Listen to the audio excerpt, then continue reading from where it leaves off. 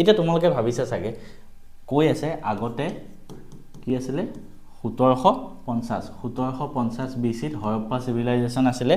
তাৰ পিছত আকৌ 1500 BC-ত আহিলে বৈদিক যুগ 1500 BC পৰা কিমান 600 BC এতিয়া একিটা সবে ভাবিছে আগতে আগৰটো কেনেকে 1750 হল পিছত 1500 হল যে তো হেতু concept hall BC and AD মই তোমালোকক স্টাৰ্টিংৰ ফাৰ্স্ট ক্লাছটোতে কৈ দিছিলো এটো বস্তু আই হোপ সবাই মনত আছে আৰু এবাৰ কৈ দিও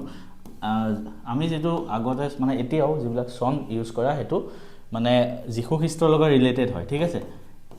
এটা মাজত এটা এজ এ ৰেফাৰেন্স ধৰিছিলে হেতু জেছাছ বাৰ্থ যীশু খ্ৰীষ্টৰ জন্মক লৈ এটা ৰেফাৰেন্স ধৰিছিলে তাৰ আগত যিমান আছে এখিনি BC বুলি কোৱা হয় ঠিক আছে ইংলিছত কোৱা হলে before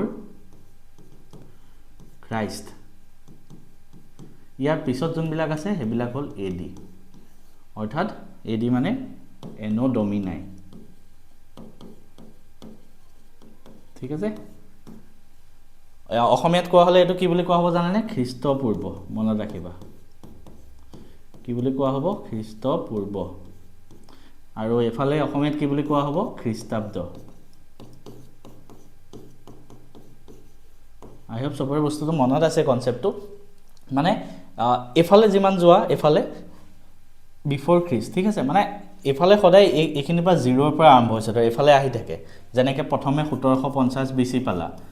1750 BC Harappan civilisation decline হ'ব ধৰিলে তাৰ পিছত আহে এফালে তাৰপিছত তাৰ পিছতে 1600 1500 BC তেনেকৈ মানে এফালে গৈ থাকে